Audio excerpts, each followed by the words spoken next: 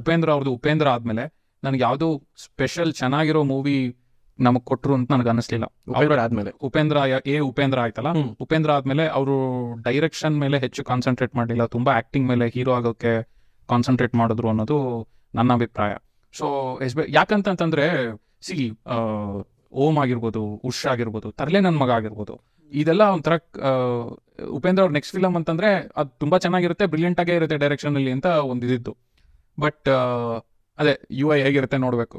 ಅಂದ್ರೆ ಈಗ ಒಂದು ಪ್ರಾಬ್ಲಮ್ ಏನಾಗ್ತಿದೆ ಅಂತ ಅನ್ಸೋದು ನನಗೇನು ಅಂದ್ರೆ ಬ್ರೆಡ್ ಅಂಡ್ ಬಟರ್ ಅನ್ನೋದು ಬಂದ್ಬಿಡುತ್ತೆ. ಒಂದ್ ಸ್ವಲ್ಪ ದೂರ ಹೋದ್ಮೇಲೆ ಹೊಟ್ಟೆ ಪಾಡಿದೆಯಲ್ಲ ಅದನ್ನು ನೋಡ್ಕೊಬೇಕಲ್ಲ. ಅಂದ್ರೆ ಫಿಲಮ್ ಮೇಕರ್ಗೆ ಕ್ರಿಯೇಟಿವ್ ಲಿಬರ್ಟಿ ಹೆಂಗಿರುತ್ತೆ, ಫೈನಾನ್ಷಿಯಲ್ ಲಿಬರ್ಟಿನೂ ತುಂಬಾನೇ ಇಂಪಾರ್ಟೆಂಟ್. ನಾನು ಎಲ್ಲ ಮಾಡ್ತಿದ್ದೀನಿ ಏನ್ ನನ್ಗೇನು ಆಗ್ತಿಲ್ವಲ್ಲ ಇದರಿಂದ, ಅದೇ ಸ್ಟೇಜಲ್ಲಿ ಫೈನಾನ್ಷಿಯಲಿ ನನ್ನ ಸ್ಟೇಜ್ ಇಂಪ್ರೂವ್ ಆಗ್ತಿಲ್ವಲ್ಲ ಅನ್ನೋ ಒಂದು ಭಾವನೆನೂ ಬರ್ಬೋದು ಒಂದು ಸ್ಟೇಜ್ಗೆ. ಅಥವಾ ನಾನೊಬ್ಬ ಸೆಲೆಬ್ರಿಟಿ ಅದ ಪಬ್ಲಿಕ್ ಫಿಗರ್ ಆದ್ಮೇಲೆ ನನ್ನ ಸುತ್ತಮುತ್ತ ತುಂಬಾ ಕೆಲಸಗಳಿರ್ತವೆ, ನಾನು ತುಂಬಾ ಜನರಿಗೆ ನಾನು ಹಣ ಕೊಡ್ಬೇಕಾಗಿರುತ್ತೆ, ಅವ್ರನ್ನ ಸಾಕ್ಬೇಕಿರುತ್ತೆ. ಆ ಜವಾಬ್ದಾರಿ ಅಂತ ಬಂದಾಗ ಮೇ ಬಿ ಏನಂದ್ರೆ ದುಡ್ಡನ್ನು ನೋಡ್ಕೊಂಡು ಒಂದಿಷ್ಟು ಸ್ಟೆಪ್ಸ್ ನಾವು ತಗೊಂಡ್ಬಿಡ್ತೀವಿ ಅಂತ ಅನ್ಸುತ್ತೆ, ರಾಂಗ್ ಸ್ಟೆಪ್ಸ್. ಅದಕ್ಕೆಲ್ಲ ಸೇಫ್ ಆಗ್ಬೇಕಂದ್ರೆ ಅದೇ ಒಂದು ಫೈನಾನ್ಷಿಯಲಿ ಬ್ಯಾಕಿಂಗ್ ಆಗ್ಬೇಕು ಫಿಲಮ್ ಮೇಕರ್. ಇಲ್ಲ ಕಳ್ಕೊಂಡ್ಬಿಡ್ತಾರೆ, ಜನನೂ ಕಳ್ಕೊತಾರೆ, ಫಿಲಮ್ ಮೇಕರು ತನ್ನೊಳಗಿರೋ ಫಿಲಮ್ ಮೇಕರ್ನ ಕಳ್ಕೊಂತಾರೆ.